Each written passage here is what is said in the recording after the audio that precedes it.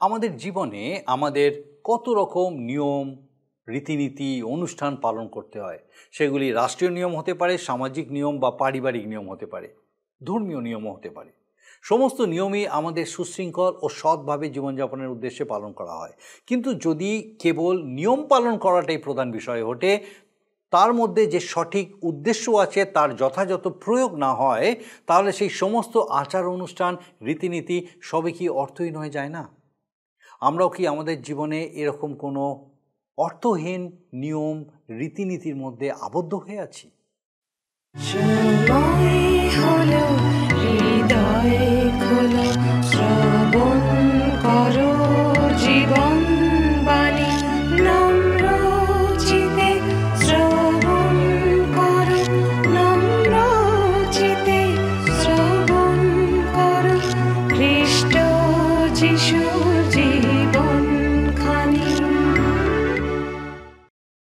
নমস্কার, জীবনবাণী অনুষ্ঠানে আপনাকে স্বাগত জানাই।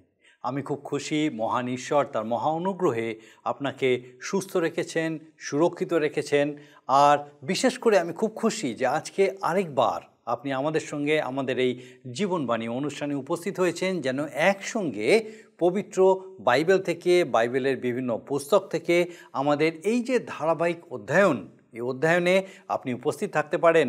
এবং আমার বিশ্বাস আমাদের এই অধ্যয়নের মধ্যে দিয়ে, ঈশ্বরের বাক্যের এই ধারাবাহিক আলোচনার মধ্যে দিয়ে বিশেষভাবে আপনি উপকৃত হচ্ছেন। ঈশ্বরের বাক্য বিশেষভাবে আপনার জীবনে কথা বলছে, কাজ করছে। আর আপনাকে অনেক অনেক ধন্যবাদ যে আপনি নিয়মিতভাবে এই সমস্ত বিষয় আমাদের সঙ্গে শেয়ার করছেন, আমাদেরকে জানাচ্ছেন এই অনুষ্ঠান আপনার কীরকম লাগলো, ঈশ্বরের বাক্য কিভাবে আপনার জীবনে কাজ করছে, কিভাবে নতুন নতুন বিষয় আপনি শিখছেন, জানছেন, আপনার প্রার্থনা কিভাবে উত্তর আপনি পাচ্ছেন।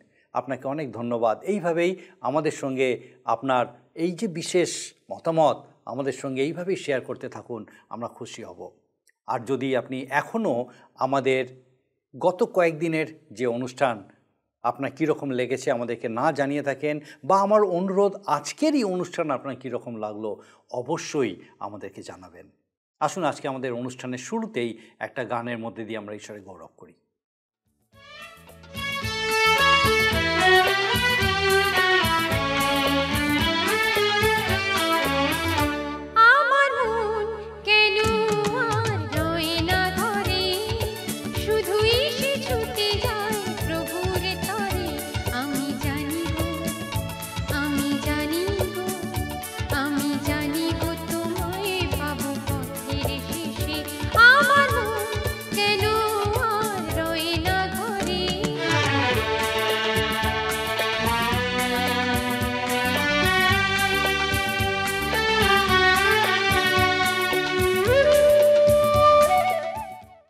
পবিত্র বাইবেলের ধারাবাহিক অধ্যয়নে আমরা বাইবেলের নতুন নিয়মের কলসীয়দের প্রতি সাধু পৌলের পত্র নিয়ে আলোচনা করছি।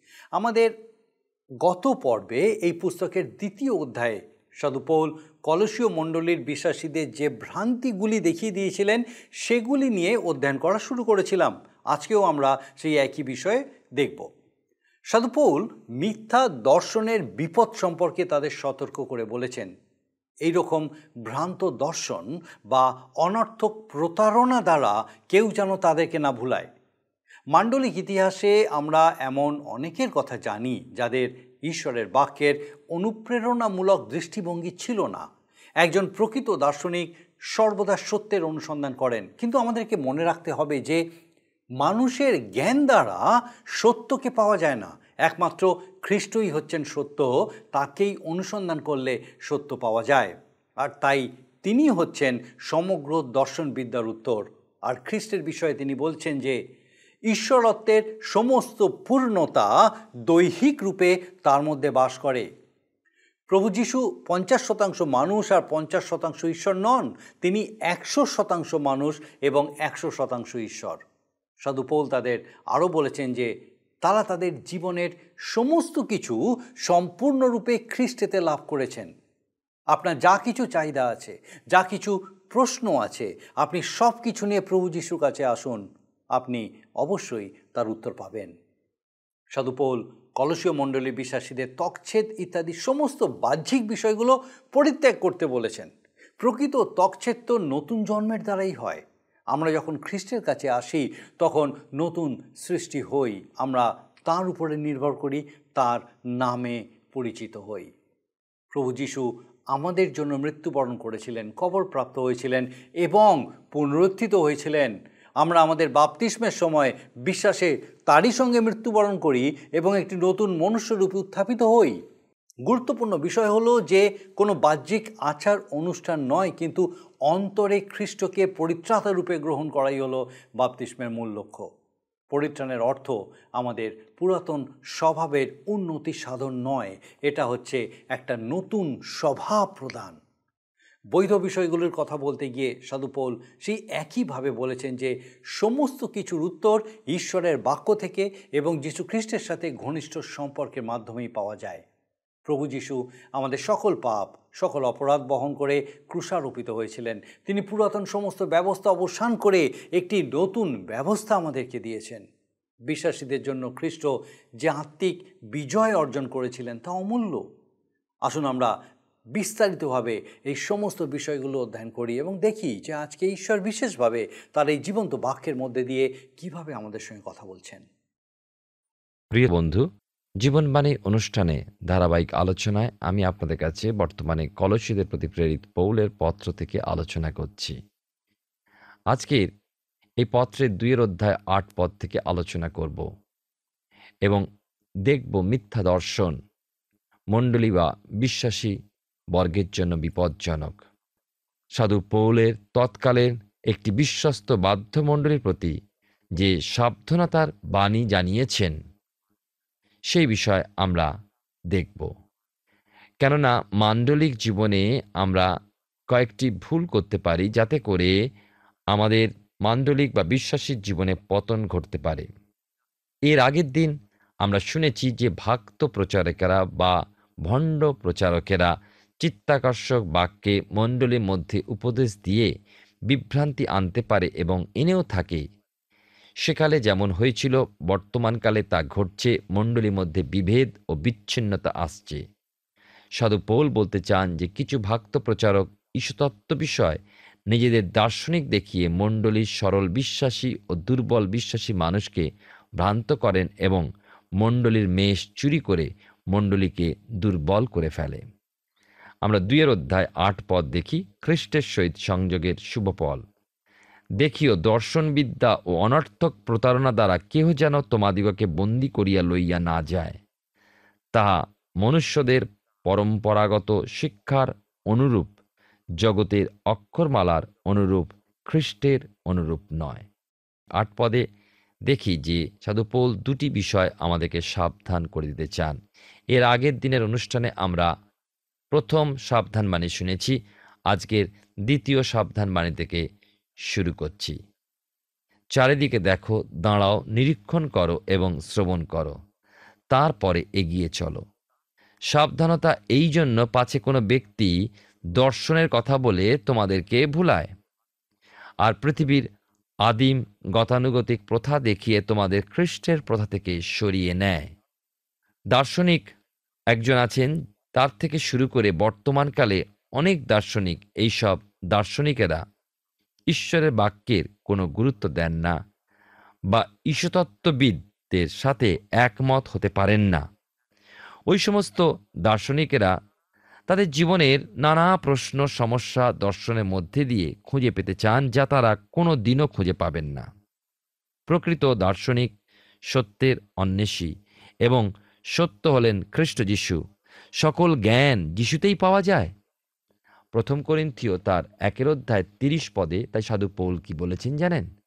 তিনি বলেছেন, যিনি আমাদের নিমিত্ত ঈশ্বর দত্ত জ্ঞান স্বরূপ এবং ধার্মিকতা, পবিত্রতা ও মুক্তির মূল্যস্বরূপ হইয়াছেন। মিথ্যা দর্শন কেমন জানেন? ঠিক যেমন একজন অন্ধ লোক অন্ধকার ঘরের মধ্যে কালো বিড়াল খুঁজছে, এইভাবে সত্যকে খুঁজে পাওয়া যায় না। সাধু পৌল বলছেন, সাবধান হও। পুরাকাল থেকে একটা বিষয় লক্ষ্য করা যায় যে ধর্মীয় নেতারা সবাইকে সব কিছু শেখাতে চান না, যেন তারা তাদের মুঠোর মধ্যে থাকে। যিশু ওই সব ধর্মীয় নেতাদের ধিক বলেছেন। আমাদের মনে আছে নিশ্চয়ই যে যোহন লিখিত সুসমাচারে নিকোদিমের মতো বয়স্ক ও জ্ঞানী ধর্মগুরুকে যিশু ভৎসনা করে বলেছিলেন, তুমি একজন ধর্মগুরু আর নূতন জন্ম কি তা জানো না? প্রিয় ভাই ও বোনেরা, পবিত্র শাস্ত্রকে সম্পূর্ণ পাঠ করতে হবে, সম্পূর্ণ বুঝতে হবে এবং সম্পূর্ণ শিখতে হবে, জানতে হবে। তা না হলে সৃষ্টির বিবরণ, ইসরায়েলের ইতিহাস পাঠ করার পর চলে গেলাম 4টি সুসমাচার পাঠ করতে, অথবা শুধুমাত্র পুরাতন নিয়মের গীতসঙ্গীত আর হিতোপদেশ পড়লাম, তাহলে আমরা অন্য বিষয়গুলি যখন পাঠ করি তখন কঠিন বোধ করি। আরেকটু আগালে আমরা দেখি ভাববাণী পুস্তকগুলো একটু আধটু আমরা অনেকে পাঠ করি, তো মাঝে মাঝে যেন বিশ্বাস করতে পারি না।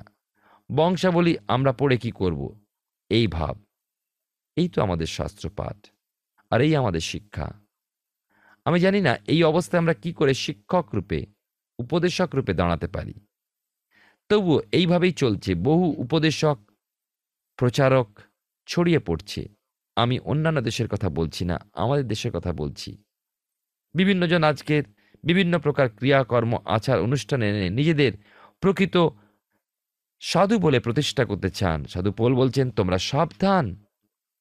আবার কিছু মানুষ আছে যারা জাগতিক বিষয়গুলোর মধ্যে দিয়ে খ্রিস্টীয় জীবন যাপন করতে চায়, কিন্তু দর্শন নয়, জগতের রীতিরীতি নয়, জীবনযাপনের মূল হলেন খ্রিস্ট যিশু। আসুন এখন আমরা 9 পদ পাঠ করি। কেননা তাহাতেই ঈশ্বরের সমস্ত পূর্ণতা দৈহিক রূপে বাস করে। প্রভু যিশুতেই ঈশ্বরের সমস্ত পূর্ণতা অবস্থান করছেন, কেননা তিনি মানুষ থেকে নয়, কিন্তু ঈশ্বরের আত্মা থেকে জাত। যোহন লিখিত সুসমাচারের 1 অধ্যায় 14 পদে লেখা আছে, সেই বাক্য মাংসে মূর্তিমান হলেন। বা একথা বললে ভুল হবে না, তিনি মানব দেহ গ্রহণ করলেন। যোহন লিখিত সুসমাচারের 1 অধ্যায় 18 পদে বলা হয়েছে, ঈশ্বরকে কেহ কখনো দেখে নাই, সেই একমাত্র পুত্র যিনি স্বয়ং ঈশ্বর এবং পিতার ক্রোড়ে থাকেন, তিনিই তাহাকে প্রকাশ করিয়াছেন। 10 পদে লেখা আছে, এবং তোমরা তাহাতে পূর্ণীকৃত হইয়াছ, যিনি সমস্ত আধিপত্যের ও কর্তৃত্বের মস্তক, আর তাহাতেই তোমরা পূর্ণতা লাভ করিয়াছ। একথার অর্থ এই, জীবন যাপনের জন্য যা কিছু প্রয়োজন তার সব কিছুই পেয়েছ, আর কোনো কিছুরই অভাব নেই।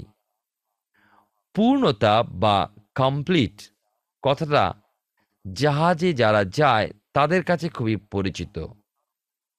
কমপ্লিট বা পূর্ণ অর্থে জাহাজ এক বন্দর থেকে তার নির্দিষ্ট বন্দর পর্যন্ত যেতে তার যা কিছু প্রয়োজন তার সব কিছুই আছে, কোনো কিছুরই অভাব হবে না।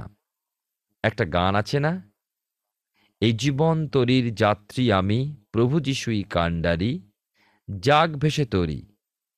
প্রভু যিশু যে তরীর কাণ্ডারি বা যে নৌকার কাণ্ডারি, সেই তরী পূর্ণতা লাভ করেছে। আজ আমার আপনার কি প্রয়োজন? আপনি কি মানুষের দর্শনে মুগ্ধ হয়ে ভেসে চলেছেন? পৃথিবীর সব থেকে বড় প্যাসেঞ্জার জাহাজ টাইটানিক, তার নির্মাতারা গ্যারান্টি দিয়েছিল এই জাহাজ কোনো মতেই ডুবতে পারে না। ইংল্যান্ড থেকে আমেরিকা চলেছে, শত শত যাত্রী মহা আনন্দ করতে করতে বিলাসবহুল জাহাজে চলেছে। আর এটাই ছিল জাহাজের প্রথম যাত্রা, আর তারা প্রায় আমেরিকা পৌঁছাচ্ছে আর কয়েক ঘন্টা মাত্র। ভোর রাত, বিরাট এক বরফের পাহাড়ের সাথে ধাক্কা লাগলো, জাহাজ টুকরো হয়ে গেল। শত শত মানুষ মহাসাগরের হিমশীতল জলের তলায় জাহাজের সাথে তলিয়ে গেল। গর্ব করে মানুষ বলেছিল কখনো ডুবতে পারে না। আমার বিশ্বাস তারা কমপ্লিট ছিল না। যদি মানুষের চিত্তাকর্ষক কথায় ভ্রান্ত হয়ে দূরে যাই, খ্রিস্টের দিকে ফিরে তাকাই, তাহলে পিতরের মতো যেন আমরা বলতে পারি, প্রভু বাঁচান, আমি যে ডুবে গেলাম। আজকের যদি জগতের আচার অনুষ্ঠানে চাপা পড়ে যাচ্ছি, তবে খ্রিস্টের দিকে তাকাই, বলি প্রভু বাঁচান, এখনো সময় আছে, আপনি বাঁচবেন। প্রিয় বন্ধু, জীবনের শেষ প্রান্তে এসে মনে হবে হতাশায় পূর্ণতা, কিছুই পেলাম না, যদি আজও আমাদের দৃষ্টি খ্রিস্টের দিকে না থাকে। 11 পদে লেখা আছে, আর তাহাতেই তোমরা অহস্তকৃত ত্বকছেদে মাংসের দেহ বস্ত্রবৎ পরিত্যাগে খ্রিস্টের ত্বকছেদে ছিন্ন ত্বক হইয়াছ। সাধু পৌল কলসীয় মণ্ডলীকে বলছেন, তোমরা বাহ্যিক রীতিনীতি ত্যাগ করো। পরিচ্ছেদন কথার অর্থ এই নূতন জন্ম। গালাতীয় মণ্ডলীকে পরিচ্ছেদনের বিষয় তিনি লিখেছেন 6 অধ্যায় 15 পদে। তিনি বলছেন, পরিচ্ছেদন কিছু নয়, অপরিচ্ছেদনও কিছু নয়, নূতন সৃষ্টি সার। আমি ও আপনি, আমরা নূতন হই যখনই আমরা যিশুতে সমর্পিত হই। আমরা যখনই যিশুকে আমাদের মুক্তিদাতা উদ্ধারকর্তা বলে স্বীকার করে নিই, তখনই যিশুতে আমাদের পরিচয়। 12 পদে লেখা আছে, ফলত বাপ্তিস্মে তাহার সহিত সমাধিপ্রাপ্ত হইয়াছ এবং তাহাতে তাহার সহিত উত্থাপিত হইয়াছ, ঈশ্বরের কার্যসাধনে বিশ্বাস দ্বারা হইয়াছ, যিনি তাহাকে মৃতগণের মধ্য হইতে উঠাইয়াছেন। সাধু পৌল কলসীয় মণ্ডলীর ভাই বোনদের বাপ্তিস্ম বা মৃত্যু ও পুনরুত্থানের ঘটনার সাথে কিভাবে মিশে আছে সেই বিষয়ে স্মরণ করিয়ে দিয়েছেন। সম্পূর্ণ অবগাহনে যখন কেউ অবগাহন নেয়, সে দেখায় যে খ্রিস্টে সে মৃত ও কবরস্থ, এবং যখন সে জল থেকে উঠে আসে, সে দেখায় যে ঈশ্বর তাঁর প্রতাপে ও ক্ষমতায় প্রভু যীশুকে যেমন মৃতদের মধ্য হতে তুলে আনলেন, ঠিক সেইভাবে বাপ্তিস্মপ্রাপ্ত বা অবগাহনপ্রাপ্ত ব্যক্তিও জীবিত যিশুর সাথে যুক্ত হলো সে নতুন মানুষ। এক ব্যক্তির কথা বলবো যিনি চ্যান্সেলর ছিলেন, আর তিনি একজন বিচক্ষণ আইনজ্ঞ ছিলেন। তিনি এক সময় বলেছিলেন, সাক্ষ্য কি তা আমি ভালোভাবেই জানি। যিশুর পুনরুত্থানের চেয়ে বড় সাক্ষ্য আর কি আছে, যা আজ পর্যন্ত কেউ খণ্ডন করতে পারেনি। খ্রিস্টের মৃত্যু ও পুনরুত্থান ঐতিহাসিক সত্য। অতএব আমাদের পরিবর্তে খ্রিস্ট যখন মরলেন, আমরাও মরলাম, এবং তিনি যখন পুনরুত্থিত হলেন, আমরাও উঠলাম। আমরা সেই জীবন্ত মুক্তিদাতার সাথে যুক্ত। একটা বিষয় আমরা বিশেষভাবে মনে রাখব, যে কোনো বাহ্যিক আচার অনুষ্ঠান আমাদের খ্রিস্টের কাছে আনবে না। শর্ত মাত্র একটা, আমরা কি পুনর্জন্ম লাভ করেছি? আমরা কি খ্রিস্টকে আমাদের মুক্তিদাতা বলে জেনেছি?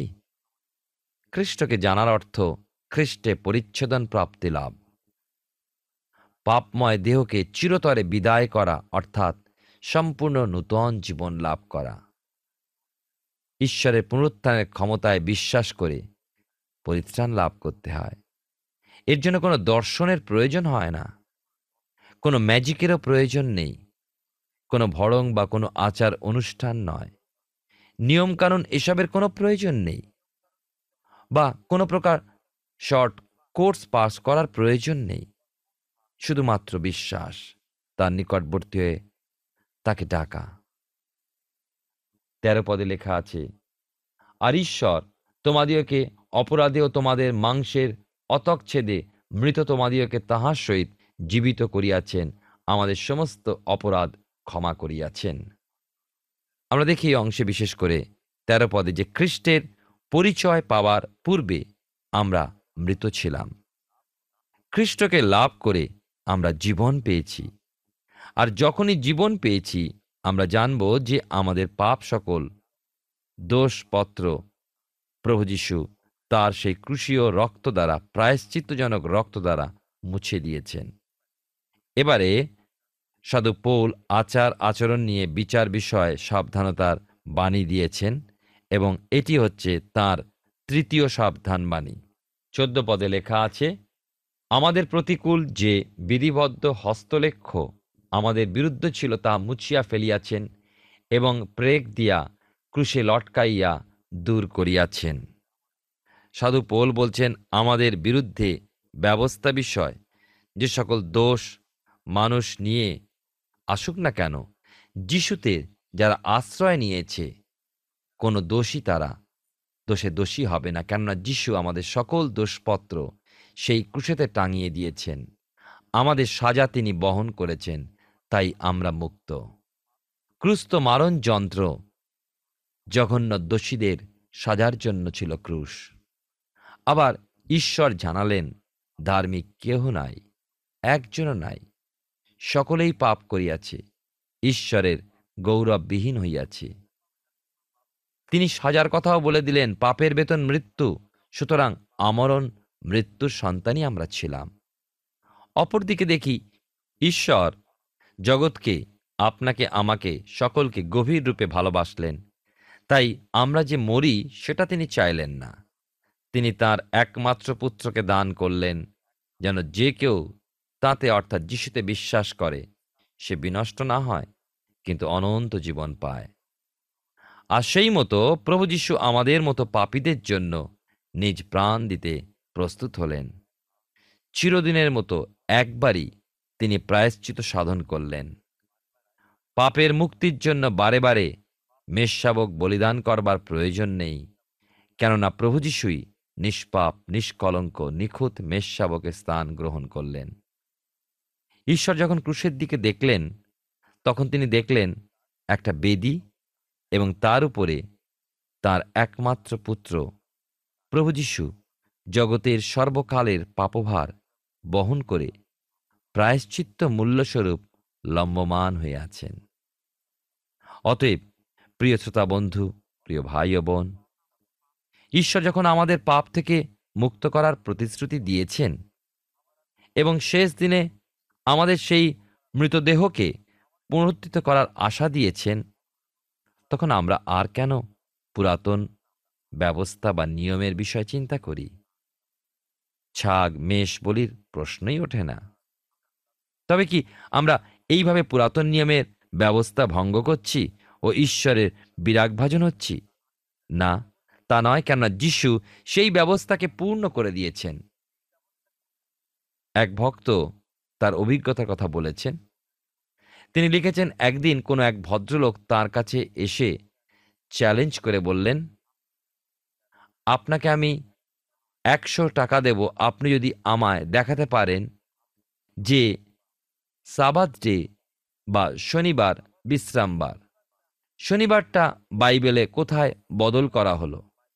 এই ভক্ত উত্তর দিলেন, কই, বাইবেলে সেরকম কোনো নির্দেশ আছে বলে আমার জানা নেই, আর তাছাড়া শনিবার শনিবারই আছে, সপ্তাহের প্রথম দিন, এবং সাবাত আজও আছে, কিছু পাল্টায়নি। আপনি কি বলছেন শনিবার শনিবারই আছে, সপ্তাহের শেষ দিন? ভদ্রলোক একটু ফ্যালফ্যাল করে তাকিয়ে থেকে প্রশ্ন করলেন, তবে কেন ব্যবস্থা ভঙ্গ করা হয়েছে? কেন সাবাত মানেন না যদি ব্যবস্থা পরিবর্তন না হয়ে থাকে? ভক্ত তাকে বললেন, দিন বদলায়নি, কিন্তু আমি বদলে গিয়েছি। আমি নতুন স্বভাব পেয়েছি, আমি যিশুতে যুক্ত হয়েছি, আমি নূতন সৃষ্টির সভ্য হয়েছি। এই জন্য আমরা সপ্তাহের প্রথম দিন, রবিবার দিন পালন করি, কেননা আমার যিশু ওই দিন পুনরুত্থিত হয়েছিলেন। যিশু কবর থেকে উঠেছিলেন। আমাদের বিরুদ্ধে যে সকল দোষলিপি বদ্ধ হয়েছিল, সকলই ক্রুশের উপরে পেরেকে বিদ্ধ করা হয়েছে। সেই কারণেই 15 পদে লেখা আছে, আর আধিপত্য ও কর্তৃত্ব সকল দূর করিয়া দিয়া ক্রুশেই সেই সকলের উপরে বিজয়যাত্রা করিয়া তাহাদিকে স্পষ্টরূপে দেখাইয়া দিলেন। ঈশ্বর যে ব্যবস্থা মসির মধ্যে দিয়ে দিয়েছিলেন, যা মানুষের পক্ষে যথাযথভাবে পালন করা কষ্টকর ছিল, যিশু সেই ব্যবস্থা, যে ব্যবস্থা মানুষকে দোষী করছিল, নিজে পূর্ণ করে শেষ করলেন এবং নূতন ব্যবস্থা, নূতন নিয়ম দিলেন। ব্যবস্থার উপরে বিজয়ের মূল্যায়ন করা যায় না। ঈশ্বর আপনার জীবনে মঙ্গল করুন। আমরা কলসীয় পুস্তক থেকে ধারাবাহিকভাবে অধ্যয়ন করছি। আমার বিশ্বাস মহান ঈশ্বর বিশেষভাবে আপনার সঙ্গে কথা বলছেন। প্রভু যিশুর ক্রুশের উপরে পিলাত একটি দোষপত্র টাঙিয়ে দিয়েছিলেন, যাতে লেখা ছিল, নাসরতীয় যিশু জিহুদীদের রাজা। তাকে অসত্যভাবে রাজদ্রোহিতার অপরাধে মৃত্যুদণ্ড দেওয়া হয়েছিল। সেই দোষপত্র পাঠ করে লোকদের ভুল ধারণা হয়েছিল যে তিনি কৈশোরের অবিশ্বস্ত ছিলেন এবং নিজেকে রাজা হিসেবে প্রতিপন্ন করছিলেন। তাদের কাছে এটাই ছিল তার মৃত্যুদণ্ডের কারণ। কিন্তু ঈশ্বর যখন ক্রুশের দিকে দৃষ্টি রাখলেন, তিনি সেই যজ্ঞবেদী দেখতে পেলেন, যেখানে ঈশ্বরের মেষশাবক, যিনি জগতের পাপভার লইয়া যান, তাকে দেখতে পেলেন। পিলাত যে দোষপত্র লিখেছিলেন তার উপরে ঈশ্বর আরেকটি লেখা দেখলেন, যেখানে লেখা ছিল, আমাদের প্রতিকূলে যে বিধিবদ্ধ হস্তলেখ আমাদের বিরুদ্ধ ছিল, তাহা তিনি মুছিয়া ফেলিয়াছেন এবং প্রেগ দিয়া ক্রুশে লটকাইয়া দূর করিয়াছেন। বস্তুত খ্রিস্টের মৃত্যু এই জন্য হয়নি যে তিনি ঈশ্বরের ব্যবস্থা লঙ্ঘন করেছিলেন, কিন্তু এই জন্য হয়েছিল যে আমরা সেই ব্যবস্থার লঙ্ঘন করেছিলাম। তিনি নিষ্কলঙ্ক ছিলেন, আমরা কলঙ্কিত ছিলাম। সুতরাং ঈশ্বর যখন আমাদেরকে মৃত্যু থেকে উদ্ধার করে খ্রিস্টে আমাদেরকে সংযুক্ত করেছেন, তখন আমরা কেন সেই ব্যবস্থায় ফিরে যাব যা আমরা আগে রক্ষা করতে পারিনি? ঈশ্বর তার ব্যবস্থা আমাদেরকে দিয়েছিলেন যাতে আমরা আমাদের পুরাতন মনুষ্যত্বকে সুশৃঙ্খল করতে পারি। কিন্তু এখন বিশ্বাসীকে একটি নতুন মনুষ্যত্ব প্রদান করা হয়েছে এবং ব্যবস্থা থেকে আমরা মুক্ত হয়েছি। আমাদের আগামী পর্বে আমরা কলসীয় মণ্ডলীর বাকি ভ্রান্তিগুলি এবং সাধু পৌল যে পত্র তাদেরকে লিখেছিলেন তার পরবর্তী অংশগুলি নিয়ে আলোচনা করব। আসুন এখন প্রার্থনায় যাব, আর আমি চাইব আপনি আমার সঙ্গে যোগ দিন। আসুন প্রার্থনা করি। পরম করুণাময় স্বর্গীয় পিতা, ধন্যবাদ দিই প্রভু যে তোমার পবিত্র পরাক্রমে তোমার জীবন্ত বাক্য আমাদের সঙ্গে প্রতিনিয়ত কথা বলে। ধন্যবাদ দিই আমাদের প্রত্যেক দর্শক বন্ধুর সঙ্গে বিশেষভাবে আজকে তুমি কথা বলেছ, তোমার জীবন্ত সত্যে পূর্ণ করেছো, অনুপ্রাণিত, উজ্জীবিত, উৎসাহিত হতে সাহায্য করেছো। বিশেষ করে প্রার্থনা করিও প্রভু, এই সময় সে প্রত্যেক দর্শক বন্ধু, তাদের পরিবার পরিজন, প্রত্যেকের পিতা সকল ভার তুমি নাও। কার কি পরিস্থিতি আমরা জানি না পিতা, কে কত অসহায়, কে কতটা অসুস্থ বা কোনো রকম ভীষণ সংকটের মধ্যে আছেন কিনা, বা পিতাগো সুস্থ সবল শরীরে তোমার গৌরব করছেন, জানি না প্রভু কে কোন পরিস্থিতিতে আছেন। কিন্তু জানি প্রভু যে তুমি তাদের সঙ্গে আছো। পরিস্থিতি যদি কঠিন হয়, অসহনীয় হয়, পরিস্থিতি যদি অন্ধকারময় হয়, প্রভু বিশেষভাবে তুমি তাদের সঙ্গে থাকো। তোমার শান্তি, আনন্দ, তোমার সহায়তায় তাদেরকে তুমি পূর্ণ করো, তোমার উৎসাহে পূর্ণ করো, যেন তোমার প্রতি নির্ভরশীলতায় প্রকৃতই তারা উপলব্ধি করে যে তুমি তাদের সঙ্গে আছো এবং এই কঠিন পরিস্থিতিতে তারা একলা নয়, তুমি তাদের ছেড়ে দাওনি এবং প্রভু তুমি তাদেরকে বহন প্রতিপালন করে নিয়ে চলেছো এবং সেই পরিস্থিতির শেষে তুমি তাদেরকে পৌঁছাতে চলেছো, যেখানে তারা সেই নতুন শান্তি, নতুনভাবে জীবনকে দেখতে পাবে, তোমার সঙ্গে বেড়ে উঠতে পারবে। ও প্রভু তুমি দয়া করো সেই প্রত্যেক দর্শক বন্ধু, তাদের পরিবার পরিজন প্রত্যেককে তোমার পবিত্র পরাক্রমে সুস্থ রাখো, সুরক্ষিত রাখো, তোমার আশীর্বাদে পূর্ণ রাখো, তোমাদের বেড়ে উঠতে দাও। তোমার যিশু নামে ভিক্ষা দয়া করে শ্রবণ গ্রহণ করো, আমেন। ঈশ্বরের ধন্যবাদ দিই যে তিনি আরেকটি বার আমাদের জীবনে এই সুন্দর সুযোগ দিয়েছিলেন। আর আমার বিশ্বাস আগামী দিনেও আপনি এইভাবেই আমাদের সঙ্গে এই অনুষ্ঠানে উপস্থিত থাকবেন, যখন এইভাবেই আমরা ঈশ্বরের বাক্য ধারাবাহিকভাবে অধ্যয়নের মধ্যে দিয়ে আরও তার নিকটবর্তী হতে থাকব। ঈশ্বর আপনার মঙ্গল করুন। প্রিয় বন্ধু, আসুন আমরা আজকের প্রশ্ন উত্তরে আসি। গত সপ্তাহের প্রশ্নের উত্তর অপশন বি, প্রেম। আজকের প্রশ্ন, ঈশ্বর কার মাধ্যমে ব্যবস্থা দিয়েছিলেন? অপশন এ যেহোশুয়ের, বি মশির, সি ইসরায়েল জাতির, ডি যিশুর।